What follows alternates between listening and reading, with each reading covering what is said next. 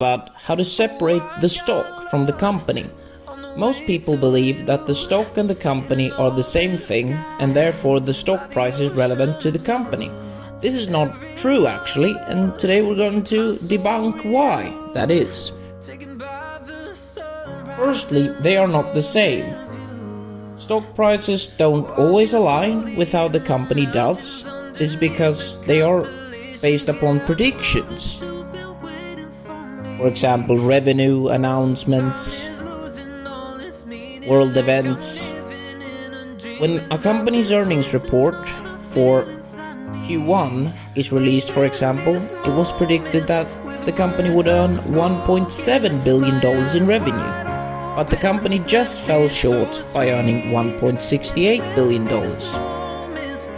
This will cause the price to drop because investors expected the company to do better, and now they're worried about the company's future.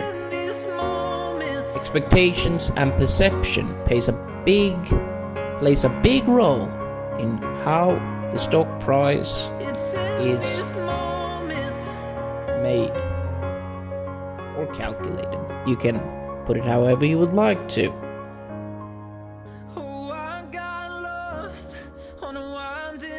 The same goes for announcements. If Ford announces it bought the Bugatti division of Volkswagen, as a hypothetical, the share price of Ford would go through the roof, obviously.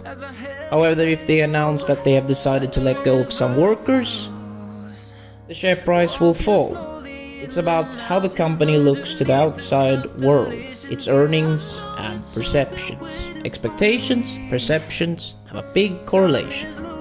Moving on. How do you prepare for this? Firstly, you must understand the company. You cannot invest in something you do not understand. So if you invest in PayPal, you must know that PayPal is a payment processing company, and the revenue they collect is based upon what companies pay them to use them as a payment service. And they also have other payment services that they bought, such as iSettle. You should never invest in something you don't understand. You should monitor the company's earnings reports for all quarters. This is very important to do that. You should also check all of the announcements to the press on their website, and you should study what investors predict about earnings generated. You should also be mindful about investors' attitude towards the stock. Do they believe it's bullish or bearish? Bullish means that it can go through the roof and it's going up, or bearish means that it's going down. When it's bullish, you have a lot of demand and people are buying the stock and the morale is high. When it's bearish, a lot of people are dumping the stock to get the price to fall down, they're short selling. A lot of this is going on. Do they also believe that the company is being run poorly? Is it time for a change of leadership? Did a CEO with a good track record lead the company? All these things should be monitored and checked regularly. Now, what you need to do is use a value approach. Do not base your investments on one factor. Most people base their investments on one factor, and that is the stock price. And this is not good, because the stock is not the company, as Jeff Bezos said. Although the performances of a stock and its business tend to correlate over the long haul, in the short run they cannot move in the opposite directions.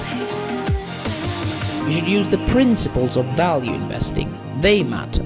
You should look at the business as a whole. How are Amazon doing? Are they scaling? Are they hiring more people? Are new divisions being made? Are they acquiring new businesses such as Ring?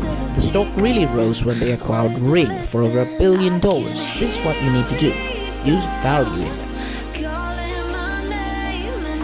Now, what is value investing? Well, first we're going to go through the pros and the cons of value investing. The pros is that it's low risk, high potential for high rewards, and it's very simple to learn. Now when it comes to the cons, it's valuable companies are often hidden, therefore it requires much in-depth research, and unless you can really know what you're looking for, then it's going to be hard. But don't worry, in our future lesson I'm going to teach you exactly how to identify companies and study stock charts. And another con is patience is key. When it comes to investing, I've already told you this in the previous lesson. Patience is one of the most important things when it comes to investing. Money is attracted to patient people, Warren Buffett said. Now, value investing can be explained in simple terms as paying less than the fair value of a stock to earn good returns when the stock gets back to its normal or fair value. This concept was first introduced by Benjamin Graham. It involves finding those stocks or companies that are believed to be undervalued or available at a discounted rates. This is based on the various financial parameters. This style is closely related to the concept of margin safety. It can be defined as the difference between intrinsic value of a stock and its market price. The intrinsic value is what the stock is really worth. For example, I believe that PayPal is worth about $250 in reality, but it's down at $93.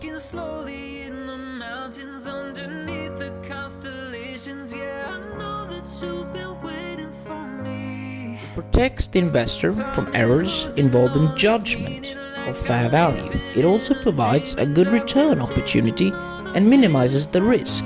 Value investing can provide good profits once the market inevitably re-evaluates the stock and raises its price to the fair value.